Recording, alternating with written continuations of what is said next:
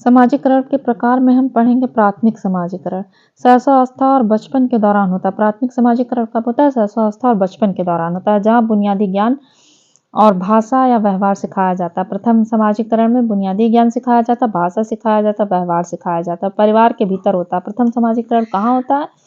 परिवार के भीतर होता है और माता से सर्वप्रथम होता है। शिशु भाषा सीखते हैं प्रथम समाजीकरण में। या प्राथमिक समाजीकरण के माध्यम से ही सीखने की नींव रखी जाती है। यानी समाजीकरण के प्रकार में हम पढ़ेंगे प्राथमिक समाजीकरण।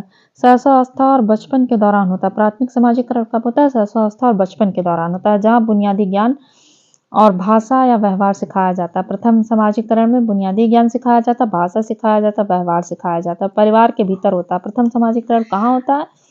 परिवार के भीतर होता है और माता से सर्वप्रथम होता है। शिशु भाषा सीखते हैं प्रथम समाजीकरण में।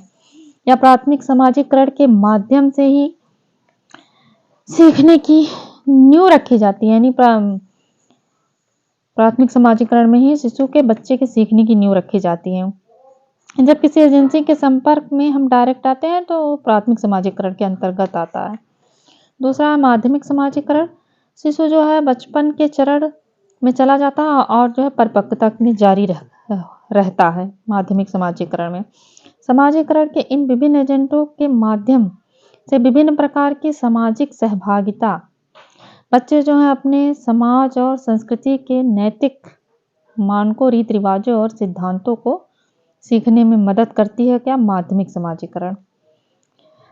संस्थागत या औपचारिक सेटिंग्स जैसे स्कूल में प्रशिक्षण प्राप्त करता है। माध्यमिक समाजीकरण में बच्चा स्कूल में प्रशिक्षण प्राप्त करता है। यह स्तर प्राथमिक समाजीकरण के समानांतर चलता है, मतलब प्राथमिक समाजीकरण की तरह ही चलता है यह, लेकिन इसमें परिवार की सेटिंग्स के विपरीत स्कूल में बच्चा सीखता है। स्कूल में बच्चों का अधिकार के अनुरूप प्रशिक्षित किया जाता है। माध्यमिक समाजीकरण में क्वेश्चन आ जाए कि कौन सा समाजीकरण प्राथमिक समाजीकरण के समानांतर चलता है, तो माध्यमिक समाजीकरण चलता है। तीसरा प्रत्याशित समाजीकरण। प्रत्याशित समाजीकरण वो होता है जिसमें बच्चों को समूहों में शामिल किया जाता है और उन्हें जो है भविष्य के लिए तैयार किया जाता है। व्यक्ति के भविष्य के व्यवसायों, पदों और सामाजिक संबंधों के लिए सचेत रूप से सामाजिक बनाया जाता है। जिस समूह में वो शामिल होना चाहते हैं उसी समूह में उनका समाजीकरण होता है।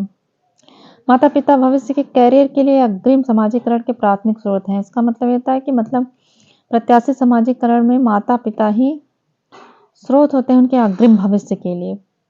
प्राथमिक समाजीकरण स्रोत होता है प्रत्याशित समाजीकरण का।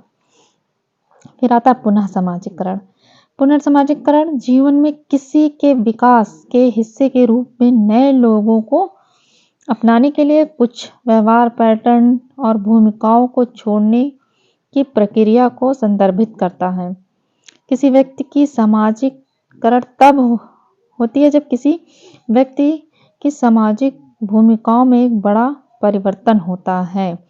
मतलब जैसे पुनः समाजीकरण, जैसे पहले बच्चा मान लो स्टूडेंट है, उसके बाद वो टीचर बन गया तो परिवर्तन हो गया, तो इसी को कहते हैं पुनः समाजीकरण होना। एक बार समाजीकरण हुआ, वो विद्यार्थी था तो विद्यार्थी के रूप में उसका जो समाजीकरण हुआ, उसके बाद परिवर्तन हुआ, वो टीचर बन गया, इसे कहते हैं पुनः समाजीकरण। वैश्विक समाजीकरण वैश्विकता में तब होता है जब बच्चा जो है, जब व्यक्ति पति पत्नी के रूप में आ जाता है, पति पत्नी हो, कर्मचारी हो जैसी नई भूमिकाओं में के अनुकूल हो जाता है। वैश्विक समाज